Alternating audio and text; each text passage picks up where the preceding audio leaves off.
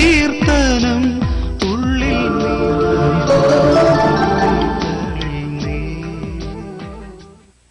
പ്രിയപ്പെട്ടവരെ, യോഹന്നാന്റെ സുവിശേഷത്തിന്റെ 14:1 നമ്മൾ ഇപ്രകാരം വായിക്കുന്നുണ്ട്: നിന്റെ ഹൃദയം അസ്വസ്ഥമാകേണ്ട, നീ ദൈവത്തിൽ വിശ്വസിക്കുവിൻ, എന്നിലും വിശ്വസിക്കുവിൻ എന്ന്.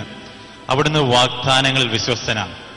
നമ്മുടെ എല്ലാം ജീവിതത്തിലെ മുഴുവനും അസ്വസ്ഥതകളും അവിടുന്ന് ഏറ്റെടുക്കാൻ തയ്യാറാണ്. പക്ഷേ നമുക്കൊരു കുഴപ്പമുണ്ട്. നമ്മുടെ അസ്വസ്ഥതകള് നമ്മൾ തന്നെ പിടിച്ചു വെച്ചിരിക്കുന്നു. ഇതാണ് നമ്മുടെ എല്ലാവരുടെയും പ്രശ്നം. കർത്താവ് പറയുന്നു, മകനെ, മകളെ, നിന്റെ ഹൃദയം അസ്വസ്ഥമാകേണ്ട, നീ ദൈവത്തിൽ വിശ്വസിക്കുവിൻ, എന്നിലും വിശ്വസിക്കുവിൻ എന്ന്. പക്ഷേ നമ്മള് നമ്മുടെ പരാജയം, ജീവിതത്തിന്റെ ഭാരങ്ങള്, ജീവിതത്തിന്റെ ദുഃഖങ്ങള്, രോഗത്തിന്റെ പീഡകള്, സാമ്പത്തിക തകർച്ചകള്, പാപം നിമിത്തം നമുക്കുണ്ടായ ചില വേദനകള്, അത് നിമിത്തമുണ്ടായ ചില ശാപങ്ങള്, ഇതെല്ലാം നമ്മൾ സ്വയം പിടിച്ചു വെച്ചിരിക്കുന്നത് കൊണ്ട് എനിക്കും നിങ്ങൾക്കും കർത്താവായ യേശു തമ്പുരാൻ വാഗ്ദാനം ചെയ്തിരിക്കുന്ന ആ സന്തോഷം, ആ സമാധാനം, ആ കൃപയ്ക്കുമേല് കൃപ പലപ്പോഴും നമുക്ക് സ്വീകരിക്കുന്നതിന് നമ്മുടെ വ്യക്തിത്വം തന്നെ പലപ്പോഴും ഒരു തടസ്സമാണ്. നമ്മൾ സങ്കീർത്തന പുസ്തകത്തിന്റെ 84 നമ്മൾ ഇപ്രകാരം വായിക്കുന്നുണ്ട്: എന്റെ ആത്മാവ് ദൈവത്തിന്റെ ആത്മാവിന് വേണ്ടി ദാഹിക്കുന്നു, അല്ലെങ്കിൽ വാഞ്ചിച്ചു തളരുന്നു എന്ന് നമ്മൾ വായിക്കുന്നു. എന്റെ ആത്മാവ്, നമ്മുടെ ആത്മാവ് ദൈവത്തിന്റെ ആത്മാവിന് വേണ്ടി വാഞ്ചിച്ചു തളരുന്നു എന്ന് നമ്മൾ വായിക്കുന്നു. പുറപ്പാടിന്റെ പുസ്തകത്തിൽ നമ്മൾ ഇപ്രകാരം വായിക്കുന്നുണ്ട്: നിങ്ങൾ ദൈവമായ കർത്താവിനെ ആരാധിക്കണം, അപ്പോൾ നിന്റെ ഭക്ഷ്യവും പാനീയവും ഞാൻ ആശീർവദിക്കും, നിന്നിലെ രോഗത്തെയും രോഗാണുക്കളെയും ഞാൻ നിർമാർജനം ചെയ്യും, നിന്റെ ദേശത്ത് നിന്റെ ഭവനത്തിലോ ഗർഭഛിദ്രമോ വന്ധ്യതയോ സംഭവിക്കത്തില്ല, നിന്റെ ആയുസ് ഞാൻ നീട്ടിത്തരും. വാഗ്ദാനങ്ങളിൽ അവിടുത്തെ വിശ്വസ്തനാണ്. ആ വാഗ്ദാനങ്ങള് ഇന്ന് എന്റെ ജീവിതത്തില്, എന്റെ കുടുംബത്തില് നിറവേറുക തന്നെ ചെയ്യും. അതുകൊണ്ട് നമുക്ക് എല്ലാവർക്കും ഒന്ന് എഴുന്നേറ്റ് നിൽക്കാം. എല്ലാവരും ഒന്ന് എഴുന്നേറ്റ് നിൽക്കുക. എഴുന്നേറ്റ് നിന്നുകൊണ്ട് വാഗ്ദാനങ്ങളിൽ വിശ്വസ്തനായ കർത്താവിന്റെ കരങ്ങളിലേക്ക് നമ്മുടെ ജീവിതത്തെ, നമ്മുടെ ദുഃഖത്തെ, ഭാരത്തെ എല്ലാം വെച്ചു കൊടുത്തുകൊണ്ട് നമ്മൾ ദൈവമായ കർത്താവിനെ, ഇന്നും ജീവിക്കുന്നവനായ തമ്പുരാൻ കർത്താവിനെ നമ്മൾ ആരാധിക്കാൻ പോവുകയാണ്. നീ ദൈവമായ കർത്താവിനെ ആരാധിച്ചാൽ നിന്റെ ഭക്ഷ്യവും പാനീയവും ഞാൻ ആശീർവദിക്കും, നിന്റെ ഭവനത്തിലോ ഗർഭഛിദ്രമോ വന്ധ്യതയോ സംഭവിക്കത്തില്ല, നിന്റെ രോഗത്തെയും രോഗാണുക്കളെയും ഞാൻ നിർമാർജനം ചെയ്യും, നിന്റെ ആയുസ് ഞാൻ നീട്ടിത്തരും. അവിടുന്ന് വിശ്വസ്തനാണ്.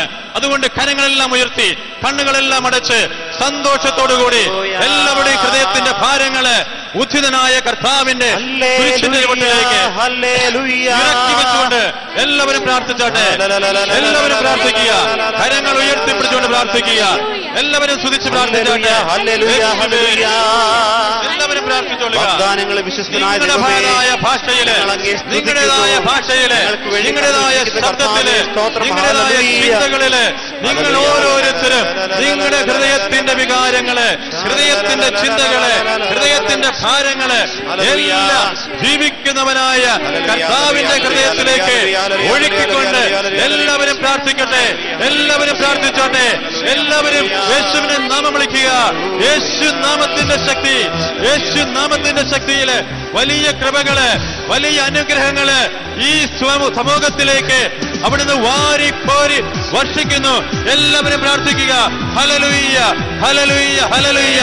അനുഗ്രഹത്തിന്റെ ദൈവമേ, ഈ സമൂഹത്തിലേക്ക് അങ്ങ് ഇറങ്ങി വരണമേ, അങ്ങ് ഇറങ്ങി വരണമേ. സ്വർഗമേ, അവിടുന്ന് ഇറങ്ങി വരണമേ. Hallelujah, hallelujah, hallelujah, hallelujah, hallelujah, hallelujah, hallelujah, hallelujah, hallelujah. നാഥന്റെ വാഗ്ദാന വാക്യങ്ങളിൽ ജീവന്റെ ആധാരമാകുന്നതാ. കൈയുയർത്തി ഞാൻ, കൈയടിച്ചു ഞാൻ, 1000 സ്തോത്രങ്ങളാലപിക്കും. കൈയുയർത്തി ഞാൻ, കൈയടിച്ചു ഞാൻ, 1000 സ്തോത്രങ്ങളാലപിക്കും.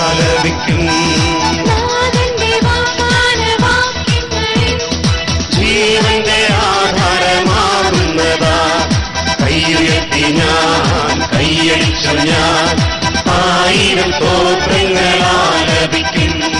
കൈയുയർത്തി ഞാൻ കൈയടിച്ചു ഞാൻ ആയിരം സ്തോത്രങ്ങൾ ആലപിക്കും. ചേർന്ന് പാടാം. നാഥന്റെ വാഗ്ദാന വാക്യങ്ങളിൽ ജീവന്റെ ആധാരമാകുന്നതാ. കൈയുയർത്തി ഞാൻ കൈയടിച്ചു ഞാൻ ആയിരം സ്തോത്രങ്ങൾ ആലപിക്കും. കൈയുയർത്തി ഞാൻ കൈയടിച്ചു ഞാൻ ആയിരം സ്തോത്രങ്ങൾ ആലപിക്കും.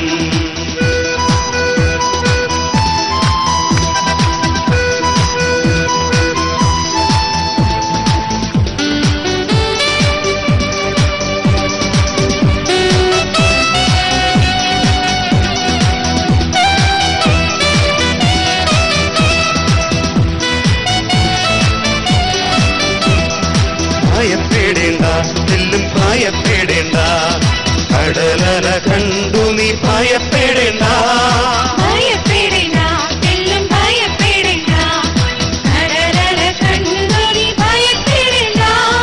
കടലിനെ കാറ്റിനെ ശാസിക്കുവാൻ കഴിവുള്ള ഞാൻ നിന്റെ നാഥനല്ലേ.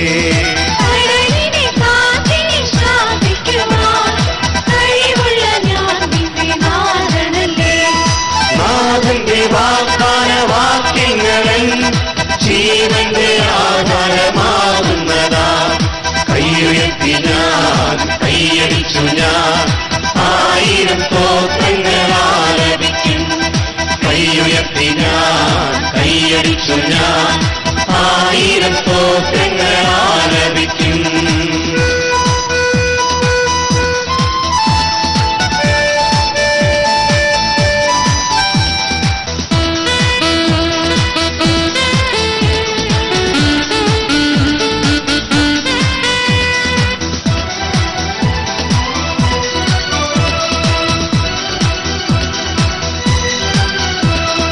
മരണത്തെ രോഗത്തെ ഭയപ്പെടേണ്ട, മരണത്തെ ജയിച്ച ഞാൻ ജയം തരില്ലേ. മരണത്തെ രോഗത്തെ ഭയപ്പെടേണ്ട, മരണത്തെ ജയിച്ച ഞാൻ ജയം തരില്ലേ. മനസ്സിനു നൊമ്പരമേകിടുന്ന മനുഷ്യന്റെ വാക്കു നീ പേടിക്കണ്ട. മനസ്സിനു നൊമ്പരമേകിടുന്ന മനുഷ്യന്റെ വാക്കു നീ പേടിക്കണ്ട. നാഥന്റെ വാഗ്ദാന വാക്യങ്ങളിൽ ജീവന്റെ ആധാരമാകുന്നതാ. കൈയുയർത്തി ഞാൻ കൈയടിച്ചു ഞാൻ ആയിരം സ്തോത്രങ്ങൾ ആലപിക്കും. കൈയുയർത്തി ഞാൻ കൈയടിച്ചു ഞാൻ ആയിരം സ്തോത്രങ്ങൾ ഉയർത്തിയടിച്ചോണ്ട് പാടാം. നാഥന്റെ വാഗ്ദാന വാക്യങ്ങളിൽ ജീവന്റെ ആധാരമാകുന്നതാ. കൈയുയർത്തി ഞാൻ കൈയടിച്ചു ഞാൻ ആയിരം സ്തോത്രങ്ങൾ ആലപിക്കും. കൈയുയർത്തി ഞാൻ കൈയടിച്ചു ഞാൻ ആയിരം സ്തോത്രങ്ങൾ ആലപിക്കും. കൈയുയർത്തി ഞാൻ കൈയടിച്ചു ഞാൻ ആയിരം സ്തോത്രങ്ങൾ ആലപിക്കും. കൈയുയർത്തി ഞാൻ കൈയടിച്ചു ഞാൻ ആയിരം സ്തോത്രങ്ങൾ ആലപിക്കും. കൈയുയർത്തി ഞാൻ കൈയടിച്ചു ഞാൻ ആയിരം സ്തോത്രങ്ങൾ ആലപിക്കും. കൈയുയർത്തി ഞാൻ കൈയടിച്ചു ഞാൻ ആയിരം സ്തോത്രങ്ങൾ ആലപിക്കും. എല്ലാവരും നാമം വിളിച്ചുകൊണ്ട് യേശുവിനെ സ്തുതിക്കുക. എല്ലാവരും സ്തുതിച്ചാട്ടെ, എല്ലാവരും സ്തുതിക്കുക. യേശുവിനെ നാമം വിളിക്കുക. യേശു നാമത്തിന്റെ ശക്തി, യേശു നാമത്തെ ആരാധിക്കുക. എല്ലാവരും ആരാധിക്കുക. ഭയം കൂടാതെ, ലജ്ജ കൂടാതെ എല്ലാവരും ആരാധിക്കുക. ആചാരങ്ങളെ തുറക്കുക, ആചാരങ്ങളെ തുറന്നുകൊണ്ട് നാവിനെ വിട്ടുകൊടുത്തുകൊണ്ട് എല്ലാവരും യേശു നാമം വിളിക്കുക. യേശുവിനെ ആരാധിക്കുക. യേശുവിനെ ആരാധിച്ചാട്ടെ. നമുക്ക് വേണ്ടി ഗാഗുൽത്തായിലെ കുരിശിൽ മരിച്ചവനായ മരിച്ചുയർന്നവനായ യേശുവിന്റെ വലിയ ശക്തിയെ ആരാധിക്കുക. യേശുവിന്റെ നാമധേയത്തില് മുട്ടുകൾ മടക്കുന്ന യേശുവിനെ നാമം വിളിച്ചുകൊണ്ട് എല്ലാവരും പ്രാർത്ഥിക്കുക. യേശുവിന്റെ നാമത്തെ ഭയപ്പെടുന്നവരേക്ക് ദൈവത്തിന്റെ കൃപകളിതാ കടന്നു വരുന്നു എന്ന് സങ്കീർത്തകൻ പറയുന്നു. എല്ലാവരും പ്രാർത്ഥിച്ചാട്ടെ, എല്ലാവരും പ്രാർത്ഥിച്ചാട്ടെ, എല്ലാവരും പ്രാർത്ഥിച്ചാട്ടെ. മക്കളില്ലാത്തവർ പ്രാർത്ഥിക്കട്ടെ, മക്കളുള്ളവർ പ്രാർത്ഥിക്കട്ടെ. ചെറിയവരും വലിയവരും ദൈവത്തെ ആരാധിക്കട്ടെ. ചെറിയവരും വലിയവരും ദൈവത്തെ ആരാധിക്കട്ടെ. Hallelujah, hallelujah, hallelujah, hallelujah, hallelujah, hallelujah, hallelujah, hallelujah, hallelujah, hallelujah, hallelujah, hallelujah. ചെറിയവരും വലിയവരും യേശുവിന്റെ നാമം വിളിക്കുക. ചെറിയവരും വലിയവരും യേശുവിന്റെ നാമം വിളിക്കുക.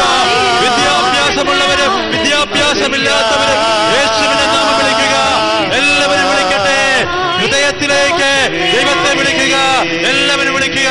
യേശുവേ നന്ദി പറയുന്നു, ദൈവമേ നന്ദി പറയുന്നു. Hallelujah, hallelujah, hallelujah, hallelujah, hallelujah, hallelujah, hallelujah, hallelujah, hallelujah. വചനം സ്വീകരിക്കണമെങ്കിൽ കാണാൻ കാത്തിരിക്കണം, കേൾക്കാൻ കാതോർക്കണം, കീഴടങ്ങാൻ ഹൃദയം തുറക്കണം. What you have is a gift from God, and what you become is a gift back to God. കർത്താവിനെ ഗർഭം ധരിക്കുന്നവനാണ് ക്രിസ്ത്യാനി, കർത്താവിനെ പ്രസവിക്കുന്നവനാണ് ക്രിസ്ത്യാനി. കാത്തുകാത്തല്ലോ അവനങ്കലേക്കു ചാഞ്ഞു കേട്ടല്ലോ.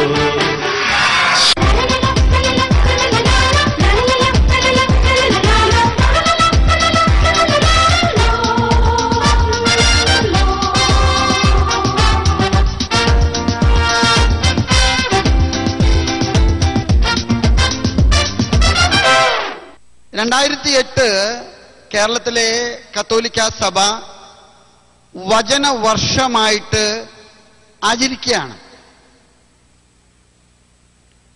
ഈ വചനവർഷത്തിലെ നമുക്ക് ധ്യാനിക്കാനും നമ്മെ തന്നെ അവലോകനം ചെയ്യാനും നൽകപ്പെട്ടിരിക്കുന്ന തിരുവചനം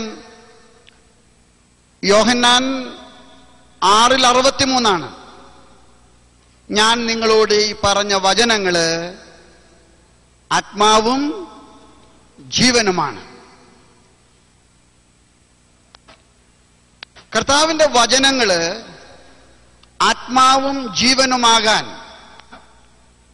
നമ്മുടെ ഭാഗത്ത് നിന്ന് നാം വരുത്തേണ്ട മനോഭാവങ്ങളിലെ മാറ്റങ്ങളെക്കുറിച്ചാണ് ഞാൻ നിങ്ങളോട് സംസാരിക്കുന്നത്. മാനസാന്തരം എന്ന വാക്കിന്റെ അർത്ഥം മനസ്സിന് വരുന്ന അന്തരവാണ്. ദൈവത്തിന്റെ വചനം ജീവന്റെ നിറവിനെ, ദൈവത്തിന്റെ വചനം ആത്മാവിന്റെ നിറവിനെ കാരണമാകണമെങ്കിൽ നമ്മുടെ ജീവിതത്തിലെ നാം സ്വീകരിക്കേണ്ട മനോഭാവങ്ങൾ, നിലപാടുകൾ, അതേക്കുറിച്ച് നമുക്ക് ചിന്തിക്കുമ്പോൾ എൻ്റെ മുൻപിലെ മാതൃകയായിട്ടുള്ളത് പരിശുദ്ധ കന്യകാമറിയം തന്നെയാണ്. തന്റെ ചാക്രിക ലേഖനത്തിലെ പരിശുദ്ധ കന്യകാമറിയത്തെ പ്രത്യാശയുടെ നക്ഷത്രം എന്ന് വിളിക്കുന്ന പരിശുദ്ധ പിതാവ് പരിശുദ്ധ കന്യകയെക്കുറിച്ച് നമ്മോട് പറയുന്ന നിലപാടുകൾ എനിക്ക് തോന്നുന്നു ക്രൈസ്തവരുടെ ജീവിതത്തിലെ ക്രൈസ്തവൻ സ്വീകരിക്കേണ്ട നിലപാടുകളാണ്.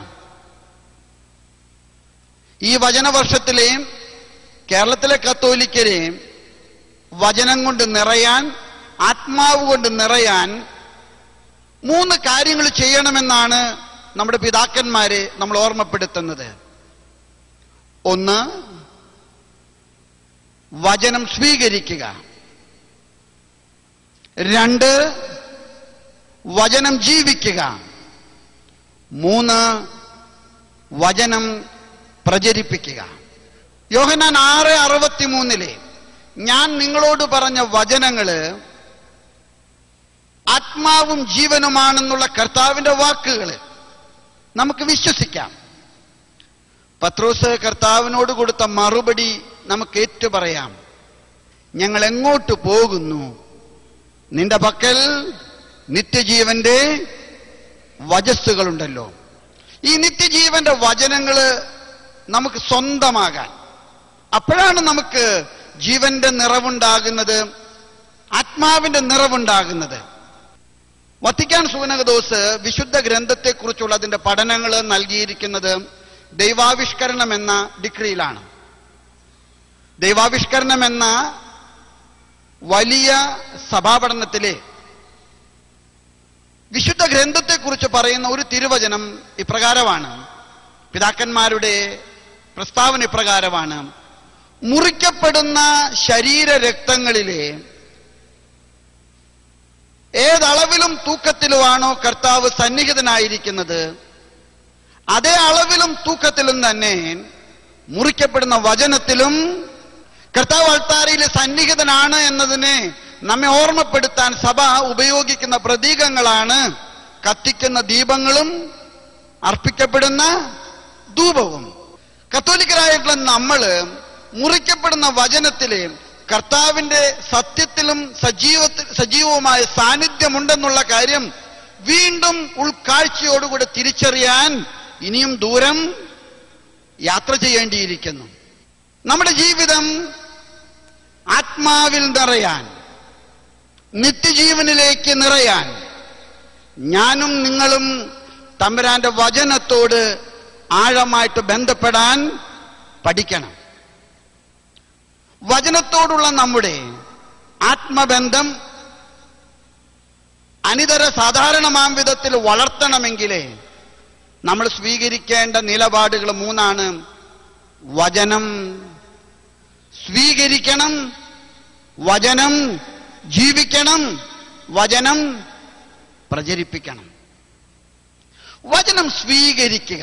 എന്താണ് ഈ വാക്കുകളുടെ അർത്ഥം? വചനം സ്വീകരിക്കുക. വചനം സ്വീകരിക്കണമെങ്കിൽ കാണാൻ കാത്തിരിക്കണം, കേൾക്കാൻ കാതോർക്കണം, കീഴടങ്ങാൻ ഹൃദയം തുറക്കണം. എന്താ മനുഷ്യൻ തമ്പുരാന്റെ സ്വരം കേൾക്കാത്തത്? തമ്പുരാൻ മനുഷ്യനോട് സംസാരിക്കാഞ്ഞിട്ടാണോ? തമ്പുരാൻ മനുഷ്യനോട് കാര്യങ്ങൾ വെളിപ്പെടുത്താഞ്ഞിട്ടാണോ? അല്ല. തമ്പുരാന്റെ സ്വരം കേൾക്കണമെങ്കിൽ മനുഷ്യൻ കാത്തിരിക്കണം, കാതോർക്കണം, ഹൃദയം തുറക്കണം. പഴയ നിയമത്തിലെ ഒരു സ്ത്രീയുണ്ട്. ഉൽപ്പത്തിയുടെ പുസ്തകം 3-ാമത്തെ അധ്യായം. പഴയ നിയമത്തിലെ ആദ്യത്തെ സ്ത്രീ, പഴയ സ്ത്രീ, ഹവ്വ എന്നവളുടെ പേര്. അവള് കേട്ട സ്വരം പിശാചിന്റെ സ്വര. അവൾ ഒരിക്കലും ദൈവത്തിന്റെ സ്വരം കേട്ടില്ല. ദൈവം ഏദൻ തോട്ടത്തിൽ നിറഞ്ഞു നിന്ന് സംസാരിച്ചു. പക്ഷെ ദൈവത്തിന്റെ സ്വരം ഒരിക്കലും അവള് കേട്ടില്ല. അവൾ നടത്തിയ തെരഞ്ഞെടുപ്പ് തന്നിഷ്ടമായിരുന്നു. അവൾക്ക് തന്നിഷ്ടമായിരുന്നു അവളുടെ പൊന്നിഷ്ടം. അവളെ സംബന്ധിച്ചിടത്തോളം അവൾ കീഴടങ്ങിയത് അവളുടെ സ്വാർത്ഥതയ്ക്ക് മുമ്പിലാണ്. അവളുടെ ഹൃദയങ്ങൾ അവൾ വിറ്റത് അവളുടെ മോഹങ്ങളുടെ 30 വെള്ളിക്കാശിനാ. സ്നേഹമുള്ളവരെ, നമ്മള് തമ്പുരാന്റെ വചനം കേൾക്കാൻ കാത്തിരിക്കണം, കാതോർക്കണം, ഹൃദയം തുറക്കണം. കാത്തിരിക്കുക എന്ന് ഞാൻ പറയുമ്പോൾ ലൂക്കായുടെ സുവിശേഷം 19-ാമത്തെ അധ്യായം 1 തുടങ്ങി 10 വരെയുള്ള തിരുവചനങ്ങൾ നിങ്ങൾ ഓർക്കുന്നത് നല്ലതാ. ജെറിക്കോയിലൂടെ കടന്നുപോയ കർത്താവിനെ കാണാൻ കാത്തിരുന്ന സക്കേവൂസ്. ആകെ താളം തെറ്റിയ ജീവിത. പക്ഷെ അവന്റെ മനസ്സിൽ ഒരു കാത്തിരിപ്പുണ്ടായിരുന്നു. കർത്താവിനെ കാണാനുള്ള ഒരു മോഹം ഉണ്ടായിരുന്നു. നമ്മുടെയൊക്കെ ജീവിതത്തിലെ കർത്താവിനെ കാണാൻ മോഹം ഉണ്ടാകണം. കർത്താവിനെ കാത്തിരിക്കാൻ ഇഷ്ടമുണ്ടാകണം. നമുക്കെല്ലാവർക്കും കാത്തിരിക്കാനുള്ള ക്ഷമയില്ല. നമ്മളിന്ന് ചോദിക്കുന്ന ചോദ്യങ്ങൾക്കൊക്കെ അപ്പ ഉത്തരം കിട്ടണമെന്നാണ് കരുതുന്നത്. ജെറീക്കോയിലൂടെ കർത്താവ് കടന്നു പോകുന്ന ദിവസം വരെ കർത്താവിനെ കാണാൻ മോഹിച്ച് കാത്തിരുന്ന സക്കേവൂസിനാണ് കർത്താവിനെ കാണാൻ കഴിഞ്ഞത്. കർത്താവ് കടന്നു പോകുന്നത് വരെ നമ്മുടെ ജീവിതത്തില് കർത്താവിന് വേണ്ടി കാത്തിരിക്കാനുള്ള താല്പര്യം നമുക്കുണ്ടാകണം. കർത്താവിന് വേണ്ടി കാത്തിരിക്കുക. പഴയ നിയമത്തിലെ സാമുവേലിന്റെ പുസ്തകത്തിലെ 3-ാമത്തെ അധ്യായത്തിലെ സാമുവേലിനെ തമ്പുരാൻ വിളിക്കുന്ന രംഗമുണ്ട്. ഏലി പുരോഹിതൻ വാർദ്ധക്യകാലത്ത് തന്റെ ഉത്തരവാദിത്തങ്ങൾ സ്വന്തമായിട്ട് നിർവഹിക്കാൻ കഴിവില്ലാത്തത് കൊണ്ട് തന്റെ വീട്ടിലെ തനിക്ക് സഹായിയായിട്ട് നിർത്തിയ ഇടയച്ചെറുക്കനായിരുന്നു സാമുവേൽ. രാത്രി ഉറങ്ങുമ്പോൾ സാമുവേലെ വിളിക്കുന്ന സ്വരം കേട്ടു, സാമുവേൽ സാമുവേൽ. ഏലി പ്രവാചകന്റെ പക്കൽ ചെന്ന് സാമുവേൽ പറഞ്ഞു, എന്നെ വിളിച്ചുവോ? 2 പ്രാവശ്യം ഇതാവർത്തിച്ചപ്പോഴ് ഏലി പുരോഹിതൻ പറഞ്ഞു, നിന്നെ വിളിക്കുന്നത് യഹോവയായ കർത്താവാണ്.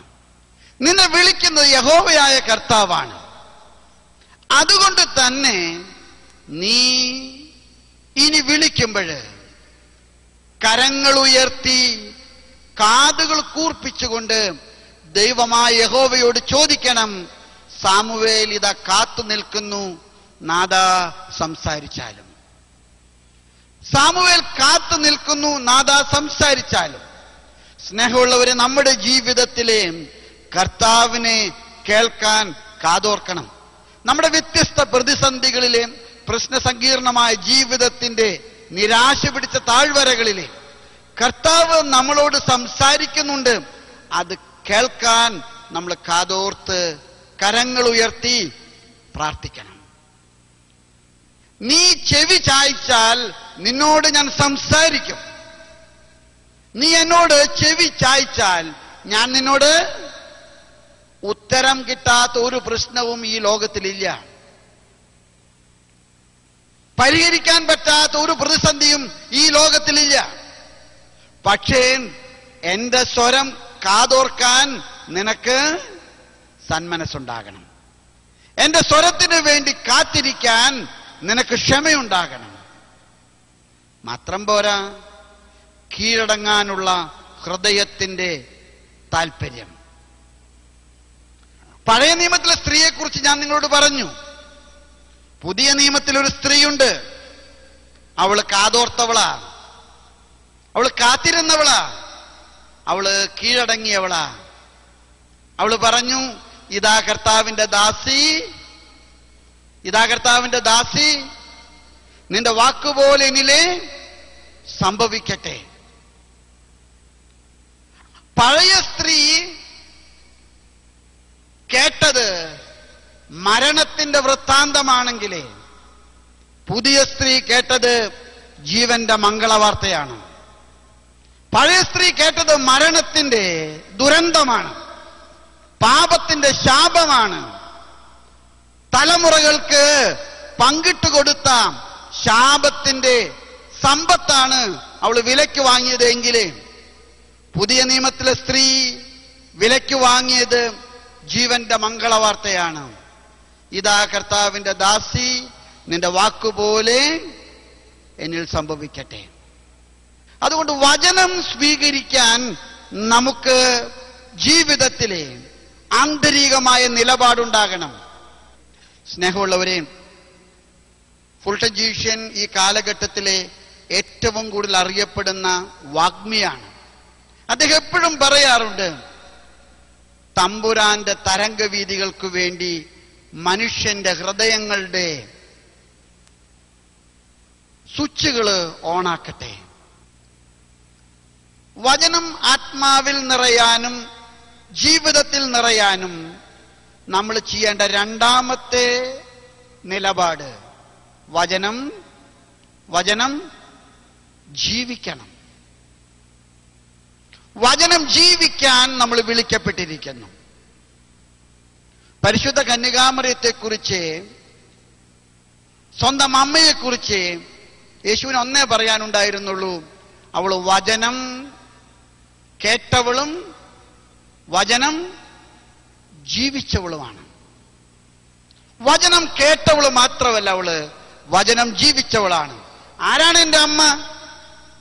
ദൈവത്തിന്റെ വചനം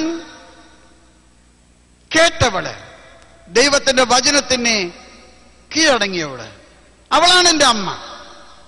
സ്നേഹമുള്ളവരെയും, വചനം നമുക്ക് നൽകപ്പെട്ടിരിക്കുന്നത് ജീവിക്കാനുള്ളതാണ്. പഴയ നിയമത്തിലെ മനോഹരമായിട്ടുള്ളൊരു പ്രതീകമാണ് നോഹ.